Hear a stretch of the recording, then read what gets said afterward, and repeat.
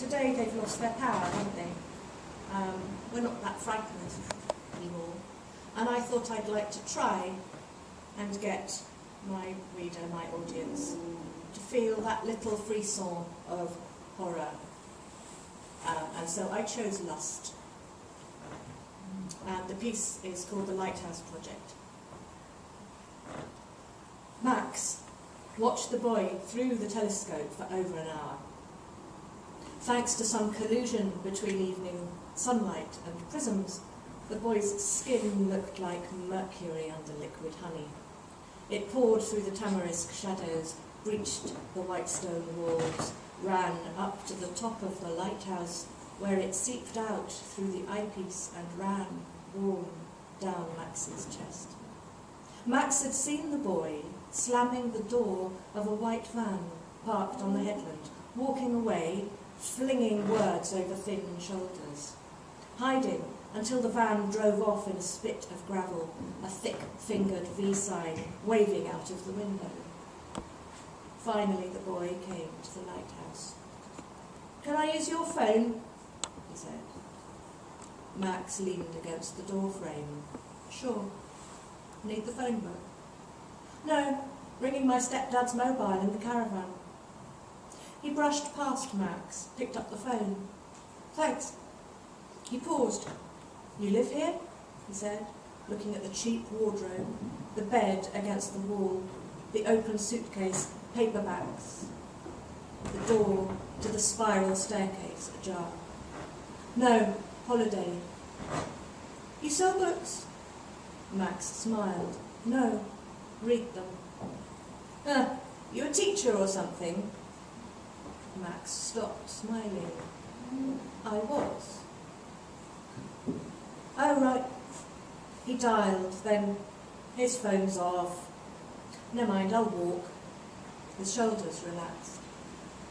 Max breathed deeply. "It's getting dark," he said.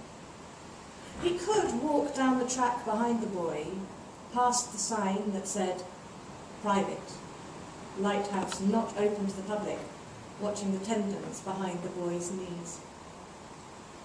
The boy hesitated. "You could help me do a project on lighthouses," he said.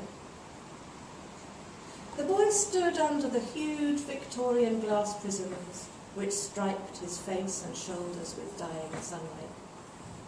He could have been looking in at Max through bars. He moved, put one hand up to the telescope. "What do you watch?" he said. Then he answered himself. "Birds. I was down there, wasn't I?" "Were you?" said Max, remembering the boy's trainers skittering among the tamarisk roots like dirty white mice. The boy, on tiptoe, squinted into the eyepiece. "Do you watch those white birds on the cliff, up on the ledges?"